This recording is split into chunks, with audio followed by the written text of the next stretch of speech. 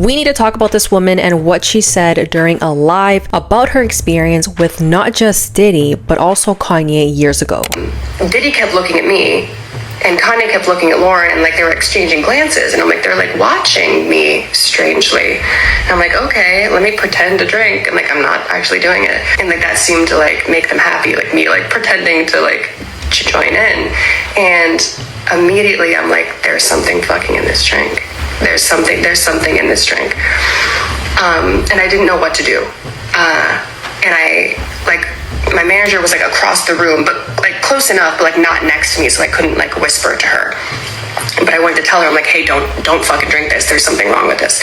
But I couldn't. So I reach for my phone and I start to type, and Kanye takes the phone out of my hand and he's like, who are you texting? Like, you don't need to text anyone. Like, we're having a party. Her name is Niykee Heaton, and she was in the music industry back in the day. She was pretty big around 2013 and 2014 when she met Kanye and Diddy for the first time. She says that she was invited by Kanye and Diddy to a studio to work on some music together. Niykee and her manager went together to the studio and says that once they arrived, they noticed that Diddy and Kanye were extremely intoxicated. Niykee realized very quickly that something was wrong, so she refused to drink the alcohol that was given to her, but her manager did. Her manager immediately felt very intoxicated and she left her room to go to the bathroom, and Niykee was left there alone with Kanye and Diddy and two other men, and she was almost SA'd. At this point, they had ripped my shirt off, and they were trying to get my pants off, and I realized that I was completely alone.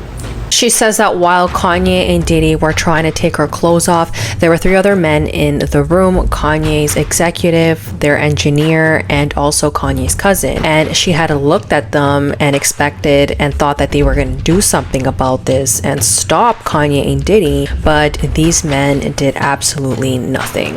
I was like, oh, fuck. I look at Kanye's cousin next, and I'm like,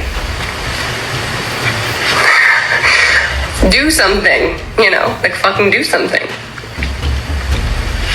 And he spins his chair around. And that's when that like gut-wrenching fear set in. And I was like, oh shit.